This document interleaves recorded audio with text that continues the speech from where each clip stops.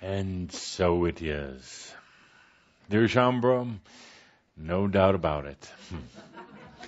We are here, sharing this precious moment and sharing our adventure off into new consciousness, into the new dimensions. The little game that we played with you by agreement with you was that we would infuse you with feelings today, yesterday in particular, so that you could really, absolutely feel something. Many of you felt with this kind of an opening of the floodgates just to what is taking place in human consciousness right now. Many of you felt the potential of things that could happen this year. Many of you felt the anxieties and the pains of those who are very close to you. But what we did was allow you to totally feel so you could then observe your reaction. You could observe how your own doubt came in, almost denying the feelings, trying to keep them away. You doubted yourself when you had this tremendous influx of feeling, consciousness, energy come into you. You wondered what you had done wrong. You wondered why you were feeling this way. And it wasn't about you. It wasn't. You were feeling external things. You were feeling other people, or perhaps just feeling us. When your doubt came in, you noticed how it suffocates the feelings. And it goes in and confuses the mind. And it takes away your sovereignty. It takes away your intuition, your natural ability to feel things and to understand them and to deal with them, but not to own them. You had a wonderful experience in true feeling. Now, imagine for a moment what it would be like the next time this avalanche of feelings comes into your life. If you didn't doubt, you didn't wonder what you had done wrong. You didn't wonder what was going on or how you could escape from it. Instead of doubting, you used your pure intuition. Your intuition would allow you to absolutely feel the depths of the experience, of the energy, to feel into its many layers, to feel into all the potentials of why it was there and the potential of the outcomes, without having to manipulate it, but just to feel it. Imagine using intuition instead of doubt. How much richer your life, not just as a human, but as a divine angelic being, how much richer it can actually be. Remembering all the time that it's not yours. It's not yours. So there's going to be times where you feel your own energy, but your intuition will be discerning enough to let you know, is it you or is it something else? We talked about it before, and we set it as the reminder for 2008. So many of the things that you take in and you feel and you doubt are not yours. So many of you have had very challenging experiences, feeling what it's like to go to the bottom, to lose so much, to have physical ailments and difficulties. You've been doing this on the behalf of humanity and of the angels. You love to take it on as your own, so much so that you allow these feelings and awarenesses to put you in a very lonely space. It's a game. You're taking this on for other people, other angels, and you have to put yourself in a lonely space to make it really feel like it's yours, like you're doing something with this consciousness. And then you feel lonely as well. You feel nobody understands what you're going through. And the joke is, you're going through it for them. You're taking on these things so you can attempt to find a way to bring resolution to the energy for others. It's time we stop that. You've been doing it so long, and you become such experts at it. It could be a little challenging to let it go. It could be a little challenging to start living your life as your own instead of taking everybody else's consciousness on. It's been so long that you have been in service in the leagues of consciousness that you have forgotten what it's like to do it for you. There are actually many overlays that you need to do this, to be worthy to be on earth right now. You need to take on everything else for everybody else and pretend it's yours. Because, of course, you are the expert. If you don't do it, who else is going to? But remember what Katumi said. This is the era of you. You. And that applies to everyone else. It's time that they took on responsibility for themselves, for their energies, their feelings, their doubts if they have them, so that you can evolve and elevate yourself to the next level. And of course, you already know what that is. To be the standard, the guide, and the teacher of new consciousness. To be the one to show others that there is a pathway, and on that pathway are all the tools. There is the desire of God and human to meld. So it's up to you, Shaumbra, to be that guide, that standard, that teacher in the new consciousness. To show others that you have journeyed out into the other realms, into dimensions that have no names or no definition yet, but you have been there. And that when they go there, they will have a safe return as well. The doubts that are such a part of the human consciousness right now. The doubts suffocate feelings. When the feelings are not there, you're really not living. When you doubt, you're not using your natural intuition. The doubt is a game. And as we said at the close of our session before, it's time to end that game. When in doubt, use intuition. When you feel trapped and stifled by doubt, stop for a moment, take a deep breath. Go for your intuition. What should you do right now? Use your intuition and go for the experience. Remember Katumi saying, when in doubt, go for experience. It all ties together. This year is the year of truly feeling and experiencing. This year is the time, dear Shaumbra, for you. With that, we'd be delighted to take your questions. Tobias, on the road to integration ascension, most of the aspects I felt coming back to me were those of fear, pain, lack, etc.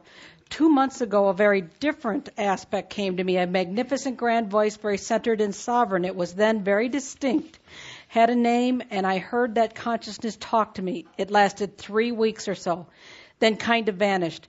As I was breathing the voice in me, I thought it blended with me in a way. Yesterday, I felt it once again, very distinct from me, but very close. Can you share with me, please, how you explain this dynamic? Indeed, it is the energy of Yoham, of yourself, of your divinity. First of all, don't doubt it.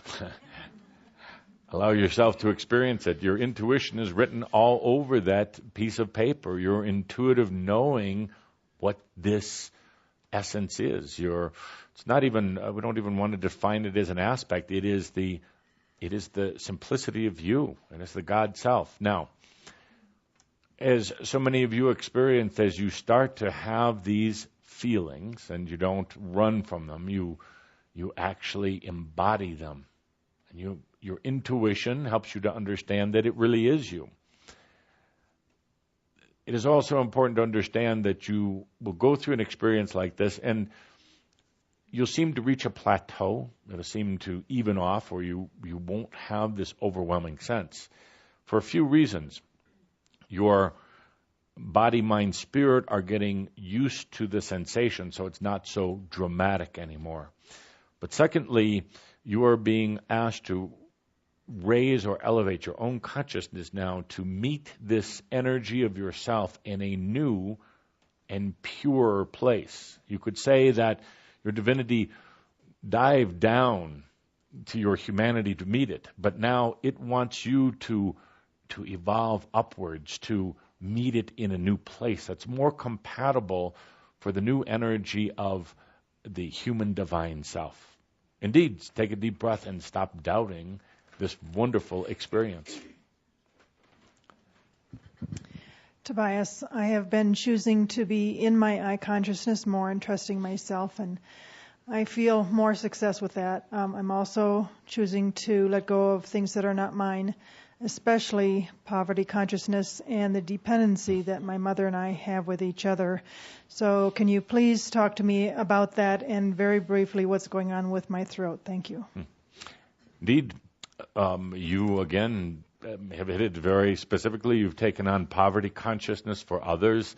You could say this goes into a lot of past life training where you actually accepted that. You chose that. You chose to get into this poverty energy, and you can't seem to shake it. But on the other hand, you tend to right now measure your life or measure your spiritual success based on financial success. Stop for a moment. Look what you have learned in all these years that you've been up asking us questions. Look at the depth and the richness of experience. You've been hiding behind this thing about poverty and about making the money. But look at what you really learned. That's what the soul is interested in. Soul doesn't care how much you have in the bank. Actually, you get some really rich experience, as you have found, by having nothing in the bank. Now, it's time to end all of that. It's time to end the doubts and the dependencies and all the rest of that. You already know the answer. You come up to ask us for validation, but you know it's time to let your mother go. You have a lot of guilt surrounding this. You feel she's going to die when you let her go. You feel that there is, you are the only one. But truly, the soul-to-soul energy, it shouldn't be like that. It should be on a very free and very open basis, not a dependent basis. You've allowed yourself to become financially dependent, but really more than anything, emotionally dependent. So, a few things here. First of all, stop struggling in your mind with this. You spend too much time in the mind energy. I absolutely want you to get into breathing in the fullness of life. And not just pretending you're breathing it in, and not just doing it a little bit, but really breathing it in. Open up some of those channels within yourself, those channels where energy flows. Open them up and let yourself feel once again, not just feeling poverty, but feeling everything. And then I also, as you're doing your very intense breathing, you need to open some of those pathways. Then call in the tools that you've placed there for yourself. I also want you to do one other thing. Acknowledge to yourself. And you may need to sit with another and work with them, because sometimes their energy can be a good sounding board. But I want you to talk about the games that you play. I want you to write a book about the intense games that you play and other people do. You're going to see how this is all intertwined. You can see how there's part of you that doesn't want to give up the game, so you keep playing it. But once you get this out and acknowledge how you are playing it, and you're playing a mental game as well as an energy game, you're going to see that you can let that go. Now, it brings up some frightening things. You're going to have to learn to live again. You're going to have to learn to live, not to survive or to exist. And this goes against some very deep and ingrained training that you've had in the past by some very, very intense groups. Some break-offs of some religious groups in the past that you still hold on to.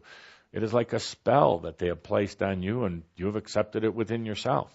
And you can't seem to shake that because it's a wonderful game. Do the intense breathing. Write down or talk to others about how you play the game, and then make a choice. Your choice right now, up to now, has been very, very surface. And I know you think you've been sincere. You've only just been in pain, that's all. Choose to let go of the game. And more than anything, your biggest challenge at the end of the day, as they would say, is the desire to live. That goes beyond surviving.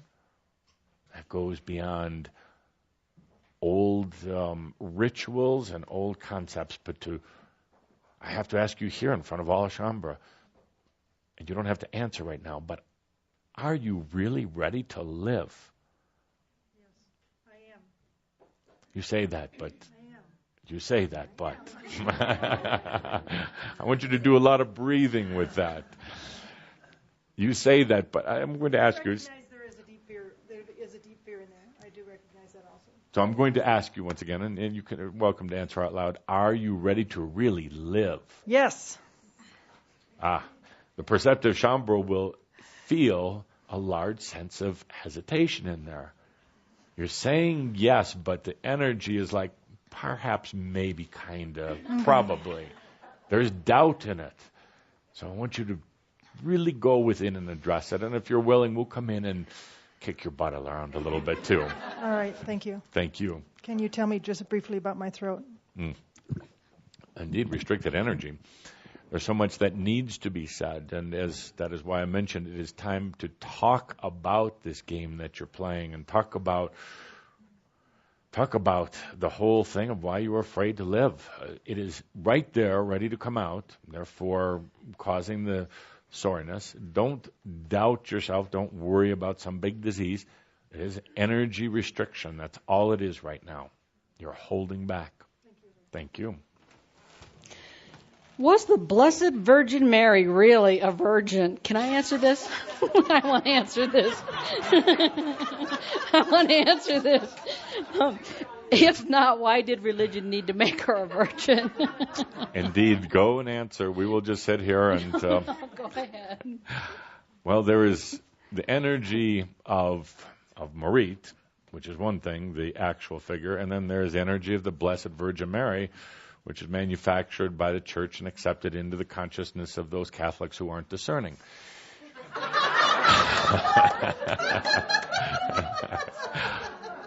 I am channeling you, my dear. I'm with you. So, in a sense, there is a energetic being that is the one that is worshipped as the Blessed Virgin Mary, is never actually embodied on earth, but does exist in the other realms, and she is so pure, she wouldn't even think about having sex. And she is constantly worshipped on the other realms, constantly prayed to, and she absolutely loves it because humans and even some of the angelic realms have created that being, They can do that. But in the reality of the one who lived on earth as a human, I have to say, she loves sex. And why shouldn't she?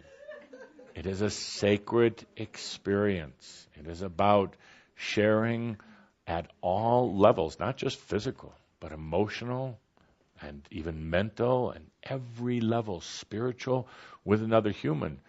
It is the greatest gift, perhaps, that humans gave themselves when they came to earth. They knew it would be tough duty down here, So they gave themselves sex to be able to enjoy it more fully. Thank God. So I think we all know the real answer, and it was fun being able to talk about it here. But why should sex be shameful? It should be totally sacred and totally enjoyed. It should never be used to steal energy from another person. You should never use sex to disempower somebody else, and more so for Shambra, don't let them use it to take away from you. If you're going to share sex with somebody, share your bodies and every part of you, start with some breathing before ripping off your clothes. Even after you rip off your clothes, before you, engage, do a little bit more breathing. When you engage with each other, a little bit more breathing, you will have the greatest orgasm that you have ever had. So breathe that one in. Thank you. The Virgin Mary liked that answer. Tobias, during this last month, which has been a very emotional kind of month, I managed to lose my keys, and then a couple of weeks later I lost my credit card. And I'm wondering if this is part of On the Way to Ascension, you lose everything. I'm kind of hoping that's what it is. Actually, you haven't lost a thing. They're still there. And you can actually call them back if you are ready. You can simply call them back to you. And you'll find them in some very strange and unusual places. So let's get over the concept that they are lost. These are some of the barometers that we were talking about last month of your own, let's not say a severe imbalance, but just you were going through some energy changes. And pretty soon you begin to lose things. They literally go off sometimes into another dimension. They're not of the earth anymore, but when you call them back, they do reappear. So look at this as a wonderful opportunity to take a look at perhaps saying, yes, it is about losing things that are going off somewhere else, but they do come back in a new and balanced way. Don't read too much into all this. Thank you. Thank you. As the three wise men have said, let go of everything, and I find that I certainly am. Emotion fluctuates in balance as I now see the real possibility of my home going into foreclosure. While on the market for some time, neither the house nor my parcel of land have sold.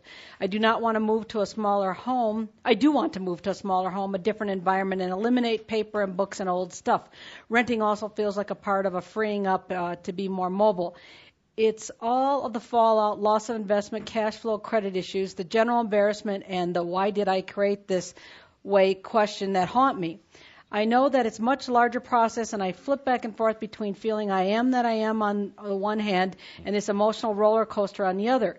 Staying out of the mental, the worrying and figuring options has been the theme of this process. I know that when I'm fully in the moment, truly present, she goes on for a long time about this not Indeed. good situation. Here's a wonderful example, Shambra. This is a Shambra person who's truly committed to teaching. Indeed. Here's a wonderful example of taking on energies that really aren't your own, but pretending that they are. So you can help, your assumption is that you are helping other humans. So here we have on actually it's a global scale, but particularly in the United States. You have a situation with a great imbalance in the housing market for a variety of energetic or consciousness reasons. People are losing their homes, and what this really translates to in a lot of ways is they're shifting. They're losing the old comfort level. They are actually going through a consciousness evolution process. Now, here you are, a very wise and very experienced Shambra, but finding yourself in the same situation. Why? Because you have compassion for those hundreds of thousands who are losing their home right now. You jumped into that consciousness and said, how can I help them?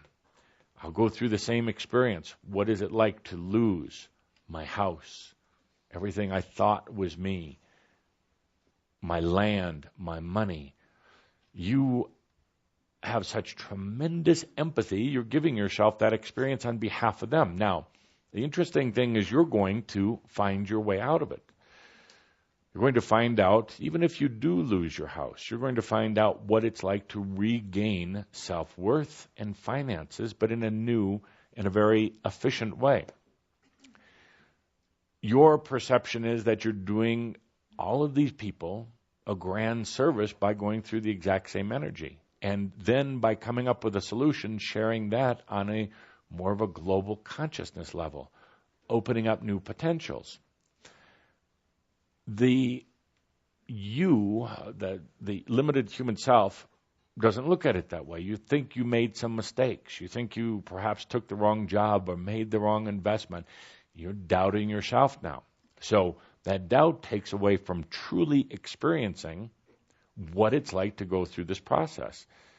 The doubt also takes away from the potentials of resolution that you have for yourself that can also be shared with hundreds of thousands of families who are going through the same process right now. But at the end, I have to ask, do you really need to go through all of that now in this new energy? Do you really need to dive in that same pool to understand how deep and how cold the water is?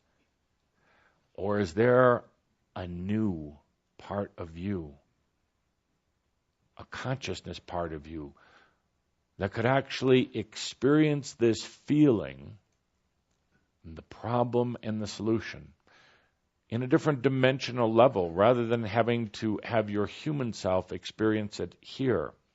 Is there a way to have the compassion and the feelings without having to go through the actual 3D physical experience of all of this? So you would still have the compassion to help others and perhaps find a more efficient solution, an easier solution that can be shared in a global consciousness way as a potential with all these other humans. Shambhara, you don't have to jump into the physical pool to know what it feels like and to know how to bring resolution to energy imbalances. This is what we started off saying earlier. You tend to take it on yourself and think it's about you, and it's not. You are guides and teachers in the new energy, but we encourage you to find new ways to share potentials, to share new consciousness with humanity, instead of taking it directly on yourself. Thank you. Hello, Tobias. It's been just about exactly 4 years ago that I came here to the Now Year celebration and found home. It's been an amazing journey, gone through all sorts of things, found myself. And as you know, I have a new job, and I'm off on a new adventure. I would like to know anything that you want to share with me, want me to know, want me to remember as I take off. Just don't forget to turn off the gas and the lights before you leave. Okay. Indeed. Yes, I do. You have taken on many of the energies of Shambhara in particular because of your past association with them. Shambhara all around the world, and taking on so many of their challenges and their pains and their difficulties. And I think you found the hard way, or sometimes the hard way, that they need to take it on themselves. They need to resolve their own issues. You finally got to a point, and we've talked about this quite often, where I kept on saying, but what are you going to do about you? When are you going to take care of you? When are you going to trust you? When are you going to stop? And I said these words to you. I'll say them again. When are you stop going to be the Shambhara martyr?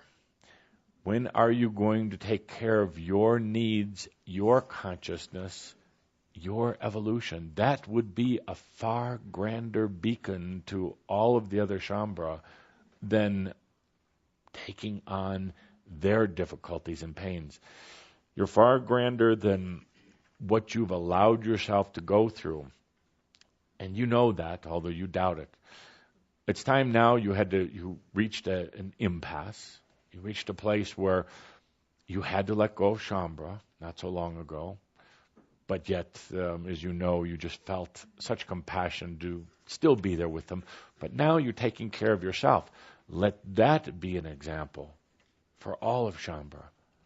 How to take care of themselves. How to allow things like abundance and happiness and joy into their life. Let that be the example rather than how you were doing it before. The martyr energy is very old. Just ask Jesus. Thank you very much. Thank you. I'm confused about my relationship with my child who died 12 years ago. When I did Dreamwalker Birth Home Study, which was an absolutely amazing course, I felt she was getting ready to incarnate again. I'm so excited she's coming back and that I'll get to see her. Thank you for that info, Adamus. If it's appropriate, I'd like to know how the bond I have with her, what about the bond with her, and I don't want the love I have for her to limit her in any way. Thank you. Indeed. This dear one is coming back. It would not be appropriate for us to give an exact date or location, but it's one of those things that you'll know it when you look into the eyes of this one. The love goes back eons of time. There are those that, this is for all Shambra here, but there are those that you first met and you first played with and you first loved when you left the wall of fire. Remember when we talked that you left and you felt very alone, but suddenly you started to realize there were other spirits around you. And you started to develop, you would now call them friendships, or really the first love that many of you had. And these are some of the strongest, most beautiful ties. They go back through your spiritual family and even before. So the one you're referring to has that energy. Some of you confuse it with what you call a soulmate or a twin flame, that it is a missing part of yourself, but it is like, how to say, remember your earliest childhood friends that you learned so much from each other because you were so young and innocent? That's what some of these beings are like, and the one you refer to is like that also. They almost can't resist coming back and being with you again. Thank you. Hi, Tobias. Closer? Okay. Hi, Shambra. Hi, Shambra. It's nice to be up here and not be absolutely terrified. So for those of you who are too terrified, just keep working on it. I have a question that relates to the conversation today about feelings, but it is with regard to parenting and children. I have 3 children. My house gets a little hairy because children are very highly feeling beings. Yeah. And I'd like you to talk about, if you would, maybe from your own perspective or the perspective of Sam, what it is like to be a child and what they are feeling. What I have found in my marriage recently, thank you, honey, my love, is that understanding brings peace. And when you can understand, there is no more angst or fear or upset. And if you could help us to understand our children, what they're going through as feeling beings, so we can help them stay connected to their feelings to become intuitive knowing beings. Thank you. Well said. And children these days, we're generalizing here, but they're living in a state of constant contradiction. A contradiction because they have their own feelings and their own intuition, but they are also living in a very complex and mental world right now. So they feel that they are walking between worlds constantly. And we're not talking spirit world and human world. We're talking a world of feeling, intuition, and creativity versus the feeling of the mental, the statistical, and the structure. It's very, very confusing for them. They give up at a certain point, generally about the age 7 or 8, where they feel that they are going to have to give in to the energies of structure and the mental. And there is a resistance and almost a depression as they slowly but surely give in to that. And by the time they reach puberty, they have fully accepted that this other world, what I would call their world, the world of feelings, is going to have to go into hiding. And that's exactly what they do. They hide it. As they come out of puberty, there's a part of them that is angry that they did that. It's rebellious, and it will take that rebellion out on the nearest parent or sibling or teacher that it can. So you get a very angry, rebellious type of attitude that lasts for anywhere from 3 to perhaps even 10 years afterwards. The interesting thing is to acknowledge that they are living in two worlds. The world of, I guess, what we would simply call the creative feeling versus the world of the mental and control or structure. They are very conflicted by it, and they need somebody to listen to them more than anything. They don't need rhetoric. They don't need a lot of talk. They don't need rules. They need somebody to listen to them. And to, even if it sounds contradictory and crazy, just listen. Ask questions perhaps, but allow them to speak, because as they do, it gets their feelings more clear, and it gets their reality more clear to them. So they aren't going to feel as conflicted. They'll understand it is a duality world. So it's very, very important right now to listen to them, and instead of giving them demands, give them choices always. Thank you. Sure.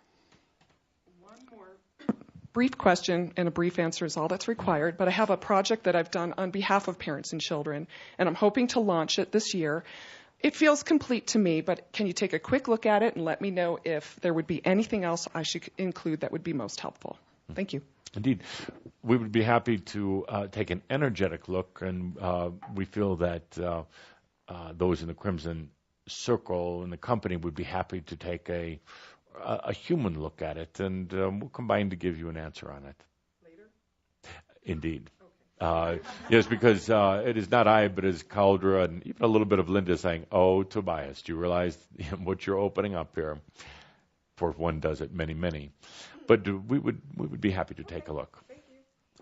What he's really trying to say, I think, is that we're open to doing a lot with education and children. That was covered a lot in the Ask Tobias about education, and so there's a window opening up for that. So I think he's trying to answer you, saying that at some point we're going to reach a point very quickly where we'll be able to be more open to actually look at these projects and actually assist and work at creating these things. Correct? Aren't you the little channeler? Well, hello. I'd say big. Tobias, here's a question for you. This is the second to the last question of the day. Hello, everybody. I live in a small country called Belgium, which was created by putting together people from two main different cultures with different languages who are the Dutch and French-speaking communities. There is much tension between them on the political level, with some people wanting to split the country, and this year it took 6 months after the elections to create a temporary government because we couldn't come to an agreement to for a fully working government. Could you give us an overview of the situation coming from a higher perspective on this old conflict, its origin and potential or way out of it? Thank you for your answer. We see this as somewhat of an experiment in, can you take two groups that are very, very strong about their own backgrounds, about their own lineage and history, and have them try to work out their differences. It is like an actual cultural experiment in the making. And sometimes it goes good, and sometimes it doesn't go good. So if you want to ask our take on the energy in Belgium, and particularly this year, it's going to be the ping pong. It's going to be back and forth. It's going to be wanting to split, wanting to join together, and it can be an energetically draining area for Chambre to live in. It can be very stimulating for other humans, but for Chambre who are aware of feelings, it can be very, very difficult because there is struggle, there is challenge, and right now, if we have to say, where is that ping pong ball, it's on the side of the table that says split. right? Go back to your original cultures. But very quickly you can come back to the other side of the table saying, let's try to work this out together. As we said, for Shaumbra in particular, it's a very energetically draining area. So understand that if you're going to be living there. Thank you. Greetings, Tobias. And it's not sunset yet, so good Shabbos as well. Just like to thank you and Linda. You guys rock. You're just really, really awesome. And my Australian Shepherd Marty at the back of the room who's been contributing energy would like to thank you too. Coming from a real rocker, that's a compliment. Totally. Well, it kind of feels like I'm Van Halen's new bass player and I'm about to play in Madison Square Garden or something. But in either case, 9 years ago, I chose to have, and I've been coming here for a year and I've wanted to ask this, and almost not to ask a question but to get a viewpoint. 9 years ago, I chose to allow one of my heart valves to break, and I had open heart surgery. And during that time, I had what I could share as a near-death experience, in which I experienced myself in a lavender dimension of pure bliss, as a ball of living light. And as I stretched out with my feelings during this time, and it was about a 5-hour, 6-hour operation, I experienced 6 to 8 other beings similarly surrounding me. And as I stretched out with my feelings, we started an interrogative, and it was telepathic. And at first I thought, wow, everything that I've ever read is true. And I don't remember the interrogative, although I did for about a month after in my recuperation. But I do remember very distinctly, at the end of the experience, I did not want to come back. And they said to me, you don't have a choice. You have to come back. Your work isn't finished. And since then, it's been a real interesting ride. And I'd just like to get your viewpoint from broader perspective. Where was I in this lavender dimension of pure bliss? As a ball of living light, is that part of the true nature as a spiritual being outside of his physical body? And generally, what's your take on the whole thing? Thank you. Indeed. Isn't it amazing what legal meds can do for you?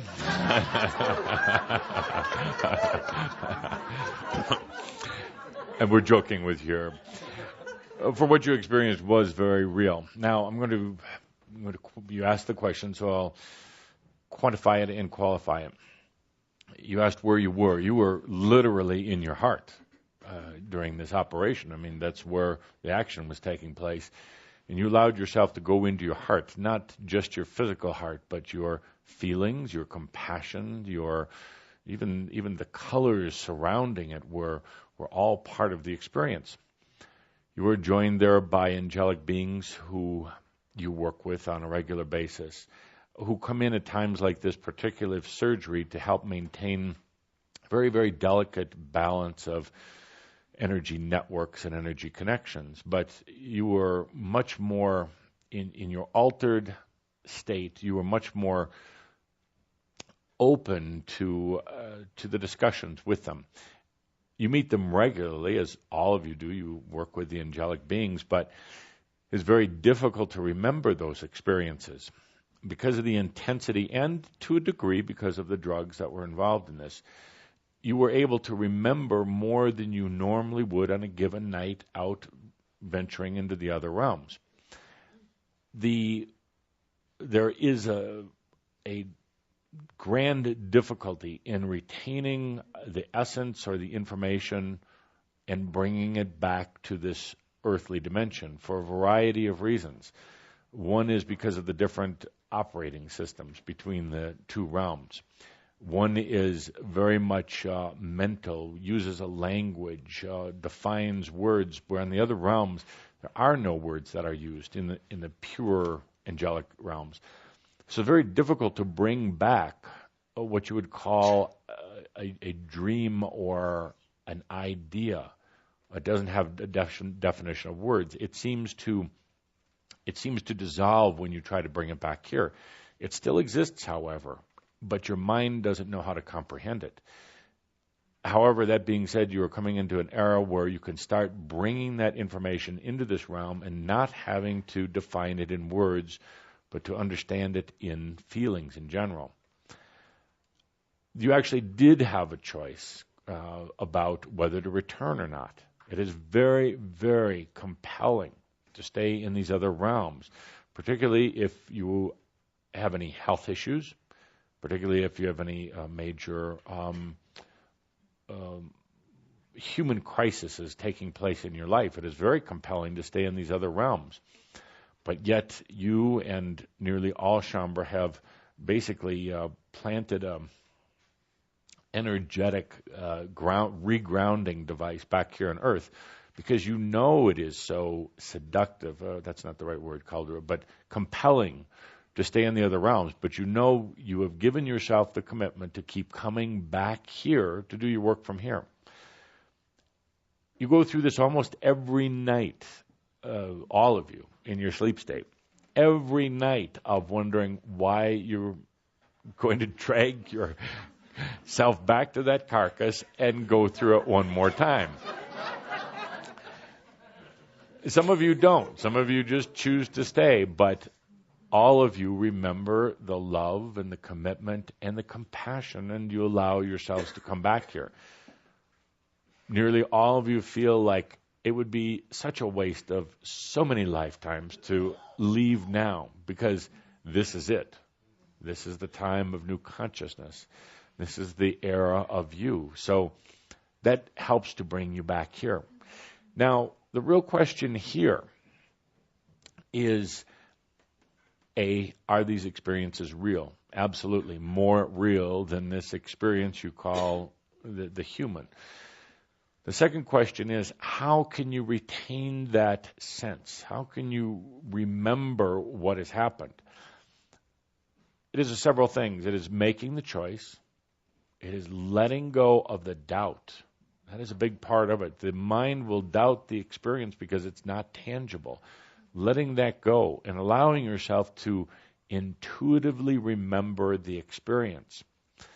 Some of you are going to say, but I don't remember anything. I just don't have these type of experiences.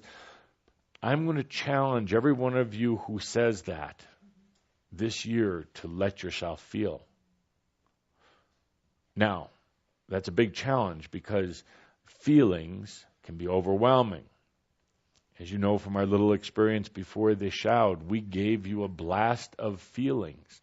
And you didn't necessarily like it. You felt something was wrong.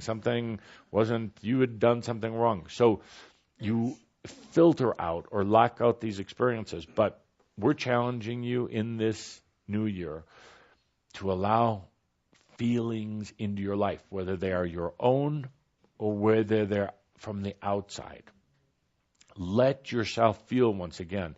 As you do, you will start remembering, at least having the feelings of these other dimensionally experiences that you have all the time.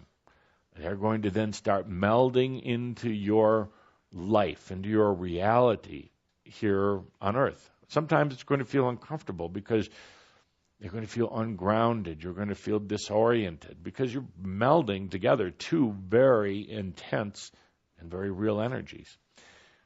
You're going to eventually be able to function where you can be doing your normal, everyday human thing, and at the same time be experiencing and be aware of the other dimensional experiences that you're having at the same time. So in other words, instead of being in the lavender dimension with the angelic beings in an altered state, you can actually be experiencing that and having that happen while you stand in front of a group of Shaumbra in your physical body right now. That's where you're all going. But the challenge is to let feeling come in. Release the doubt. Let the feeling come in. Then you will start to have these experiences on a regular basis. Thank you. Thank you. One more question with this. Indeed. If I may, just one. Are these indeed my angelic family, or are they just aspects of me? The ones that you met during this experience were actually Thank you. angelic beings, not aspects of you, but those who we would call your correspondents, or angelic beings who you work with on a regular basis, that are there particularly in times like this when there is a type of dramatic operation going on. Ones that you've known and loved quite often. Old friends. One last quickie question. Indeed.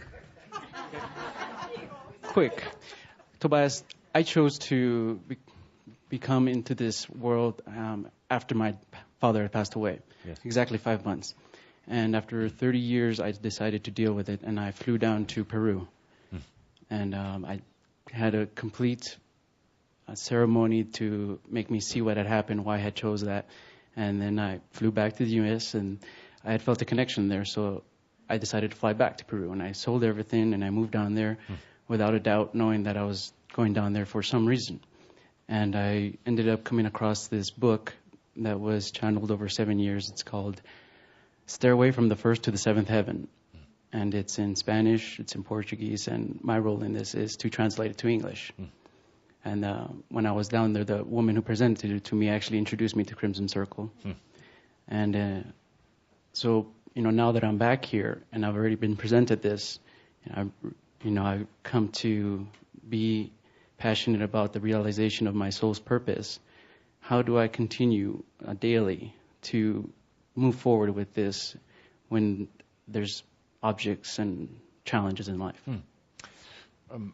It goes back to the message from today. Don't doubt. And remember in the story, brilliant story of Mark and Chris. And Mark set out, and even when there were storms, even when there were times of no wind, he never doubted. He understood that it was part of the experience, and it would give him the fullness. So often humans doubt, for instance, if they run into a time of no money, or they run into challenges from other people. I'm trying to channel this through Cauldre, but it's a bit confusing. But you were actually instrumental in the writing and the creation of this book, using your energy in a very multidimensional way and working with a group of others who helped bring this in. So as you read the book, there was tremendous familiarity because a part of it is your essence. Part of your own commitment was to bring this information into other languages, because there's more than just the words that are in the paper. There is an embedded type of energy that will be very, very attractive to a lot of humans, that explains some of what they would call the mysteries, which aren't mysteries at all. They're just natural spiritual physics. So you're deeply connected with this book. It's time to let go of the doubt. It's time to continue on with what you've already chosen to do. If you take a look at the events that you even talked about here, and that have taken you from one place to the other, from one group of people to the other, it is the journey of Mark. It is totally for purpose, for reason, and will allow you to have such a triumphant discovery this year. How coincidental that you're answering a question for Mark. Indeed. And Cauldre saying for each additional question he will need one additional glass of wine tonight. So I have a final question I think that others would be interested in. There's another one for him. There we go. How's Sam doing? We're going to talk about Sam soon. Sam sometimes is, how to say? How was his Christmas? Nothing. I mean, it was uneventful. Those damn parents, I'm going to have to... They don't understand the joy of giving, and it was quiet. But Sam is actually going through some very big internal experiences. His outer, this is why, in answer to the children before I could be so clear about it, his outer world is telling him that there's something wrong with him. His inner world is telling him that everything is right. Now, which does he believe? Which does he default to? So now he has the brilliant counsel from not only Saint Germain, but from myself, an oversoul type of level. But you have to understand he is also autonomous and independent, so he can choose anything he wants. We're trying to get him to understand. We're going through some very, very interesting work with him right now. Can you imagine the personal attention from both Saint Germain and I in his development, in his inner world development right now? So perhaps you could say the quiet over the holiday period was fine, but I have to remind all of the parents out there, gifts of underwear and socks. Do not do it. Do not do it. And so it is.